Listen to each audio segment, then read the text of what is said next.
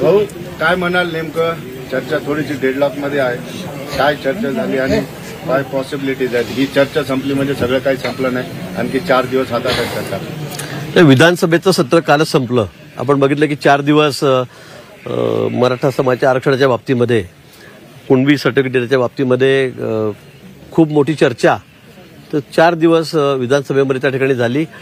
अनेक सदस्यांनी त्याच्यामध्ये सहभाग नोंदवला, भाषणं केलीत आणि त्यावर काल मुख्यमंत्री महोदयांनी उत्तर त्या ठिकाणी दिलेलं आहे. अतिशय सकारात्मक उत्तर. मुख्यमंत्र्यांनी सांगितलं आहे की क्युरेटिव्ह पिटिशनच्या माध्यमातून तर आपण पुढे गेलेलोच आहोत. नाताळची सुट्टी असल्यामुळे 2-4 दिवस ते हिअरिंग बंद झालं. त्यानंतर मागासवर्गीय आयोग आपण त्या ठिकाणी नेमलेला आहे. त्याचं काम अतिशय वेगाने चाललेलं आहे. 360 कोटी रुपये त्यांना आपण उपलब्ध करून दिलेले आहेत. मग ते मॅन पॉवर असेल, काही साहित्य असेल, काही सामग्री असेल, त्यांच्यासाठी आपण या ठिकाणी देऊ केलेला आहे, दिलेला आहे. आणि मग मला असं वाटतं की या दोन्ही प्रोसिजरच्या माध्यमातून संपूर्ण मराठा समाजाला आपल्याला आरक्षण द्यायचंच आहे. आपण देणार आहोत. मागच्या वेळेला ते देवेंद्रजी असताना दिलेलं होतं, पण ते दुर्दैवाने सरकार बदलल्यामुळे ते टिकू शकलं नाही. हा एक वेगळा भाग आहे.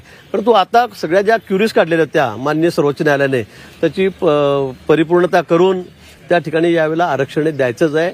आणि काल माननीय मुख्यमंत्री महोदयांनी हेही सांगितलं की आम्ही 1.5 महिन्यामध्ये एक स्पेशल सिटिंग, एक अधिवेशन त्या ठिकाणी घेऊन हा मागासवर्गीयाचा रिपोर्ट आला की त्याला आम्ही तात्काळ मान्यता देणार आहोत आणि आरक्षण घोषित करणार आहोत. मला वाटतं सरकार अतिशय सकारात्मक आहे. मुख्यमंत्री महोदय असतील, उपमुख्यमंत्री महोदय, संपूर्ण शासनाची भूमिका ही अतिशय पॉझिटिव्ह आहे. अतिशय अंतिम टप्प्यामध्ये आता हे आरक्षण आलेलं आहे आणि म्हणून आम्ही जरांगे पाटील साहेबांना पुन्हा विनंती करायला, या ठिकाणी आमचे सहकारी मित्र उदयजी सामंत आहेत, भुमरे साहेब या ठिकाणी आहेत, आम्ही या ठिकाणी मुद्दामून या ठिकाणी आलेलो आहोत. बाबा आता 24 तारीख अल्टिमेटम हे आपण न करता आरक्षण अत्यक्ष आता जवळ आलेलं आहे, आपल्या पारड्यात ते पडणार आहे आणि म्हणून त्यांना विनंती करायला मी या ठिकाणी आलेलो आहोत.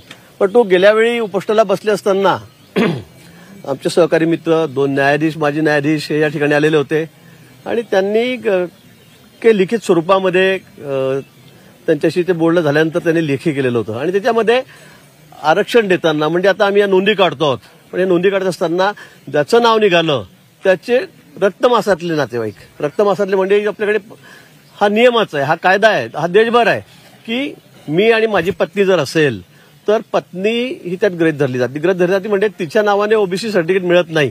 मी ओबीसी असेल तर मग माझा मुलगा आहे, मुलगी आहे, भाऊ आहे, काका आहे, चुलते आहेत, म्हणजे त्यांना ते सर्टिफिकेट मिळू शकतं. पण माझी पत्नी आहे, पत्नीचे मुलं मुली, तिचा भाऊ, म्हणजे यांना ते सर्टिफिकेट लागू होत नाही, ते मिळत नाही. पण तो यात मागच्या वेळी जे बोलणं झालं जरांगे पाटील साहेबांबरोबर, तर त्यात असं लिहिलं की सोयरे संबंध, सगळे सोयरे हा शब्द त्यात टाकला गेलेला आहे. जरांगे पाटील म्हणतात की सोयरे म्हणजे काय? सोयरे म्हणजे आपले व्यायदोही, हा शब्दशः अर्थ त्यांनी घेतलेला आहे. पण तो नियमामध्ये कुठे बसत नाही. आतापर्यंत सुप्रीम कोर्टाचे अनेक निर्णय त्या संदर्भामध्ये झालेले आहेत. अनेक लोक कोर्टामध्ये गेलेले होते. सर्वोच्च न्यायालयाने ते सगळं फेटाळलेलं आहे की मुलीकडचं आरक्षण तुमचं गृहीत धरलं जात नाही आणि म्हणून वडिलांकडचं, म्हणजे वडील असतील, म्हणजे माणूस असेल तर त्याचंच रक्तवंशावळीतले जे खालचे नातेवाईक आहेत त्याचे सगळे संबंध आहेत, सगळे संबंध म्हणजे रक्तातले जे आहेत त्यांनाच ते सर्टिफिकेट मिळतं. आणि म्हणून या गोष्टीवर थोडा आमचा टाय झालेला आहे की सगळे सोयरे म्हणजे मुलीकडच्या नाही, म्हणजे मला दिलं तर माझ्या पत्नीलाही द्या, तिच्या भावालाही द्या, तिच्या वडिलांनाही द्या. मला वाटतं असं कुठेही कायद्यामध्ये नाहीये. मी त्यांना तेच समजून सांगितलेलं आहे. पण जे लिहिलं गेलेलं आहे, मागच्या वेळी आरक्षण सोडताना जे सगळे आमचे सहकारी आलेले होते, तर तो सोयरे शब्द त्यांनी पकडल्यामुळे थोडी अडचण या ठिकाणी झाली आहे. पण मला वाटतं तोही प्रश्न कुठेतरी आम्ही त्या ठिकाणी खेळीमेळीच्या वातावरणात संपवू, याच्यामध्ये कुठेतरी तोडगा निघेल आणि आरक्षणाचा पुढचा जो मार्ग आहे तो निश्चित सरकारला पूर्ण करायचा आहे. या फार झालं तर मला वाटतं 2 महिने लागणार नाहीत.